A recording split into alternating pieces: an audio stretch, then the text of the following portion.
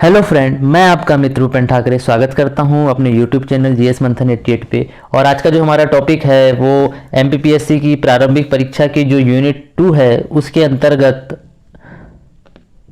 मध्य प्रदेश की प्रमुख कला एवं स्थापत्य कला के अंतर्गत हमको कुछ चीज़ें देखना है।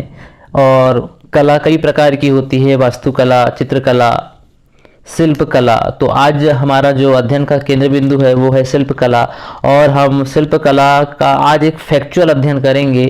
और इसके बाद में जो नेक्स्ट वीडियो होगा उसमें हम बड़े विस्तार से शिल्प कला को देखेंगे। सबसे पहले हमको ये समझना जरूरी है कि शिल्प कला होता क्या है। तो शिल्प कला का मतलब वो होता है कि हम हाथ से जो भी चीज़ों का निर्माण करते हैं या जिन भी चीज़ों की हम संरचना बनाते हैं वो सब क्या कहलाती है, शिल्प कला कहलाती है। शिल्प कला के अंतर्गत वो आती है, ठीक।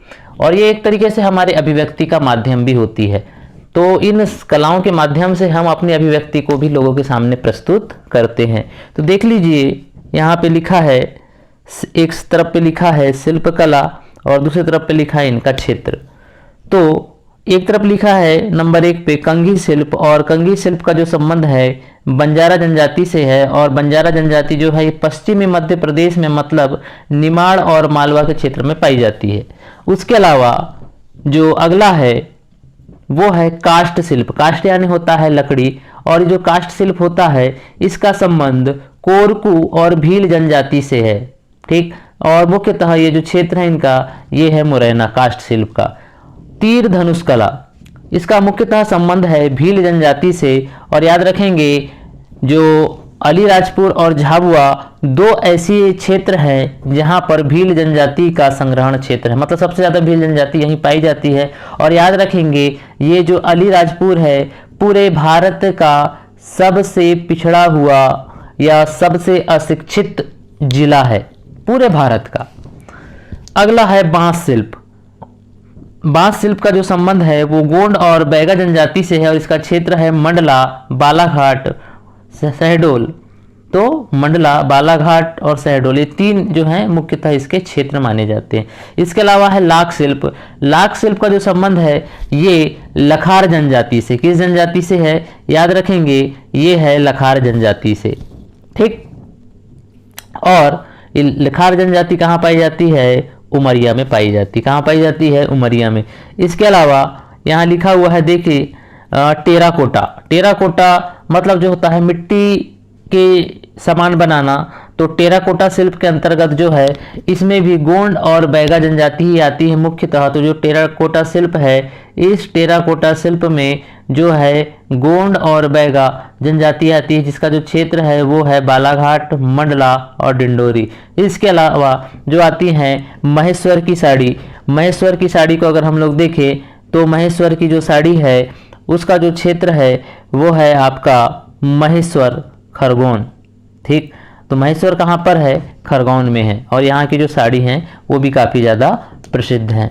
इसके अलावा हम लोग देख लेते हैं चंदेरी शिल्प। चंदेरी शिल्प चंदेरी अशोकनगर, मतलब चंदेरी एक स्थान है और अशोकनगर जिले के अंतर्गत आता है, ठीक।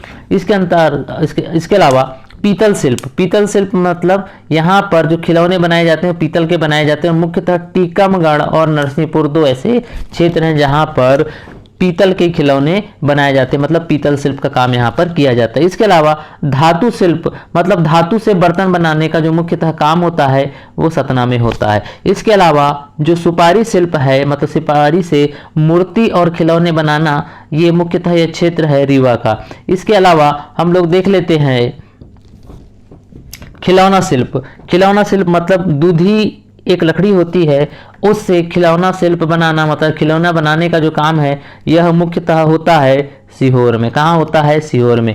इसके अलावा प्रस्तर शिल्प। प्रस्तर मतलब होता है पत्थर, और पत्थर शिल्प का जो संबंध है वो है मंदसौर से। जो प्रस्तर शिल्प है इसका संबंध कहाँ पर है, मंदसौर से। इसके अलावा चर्म शिल्प। चर्म शिल्प का जो संबंध है वो है शहडोल से।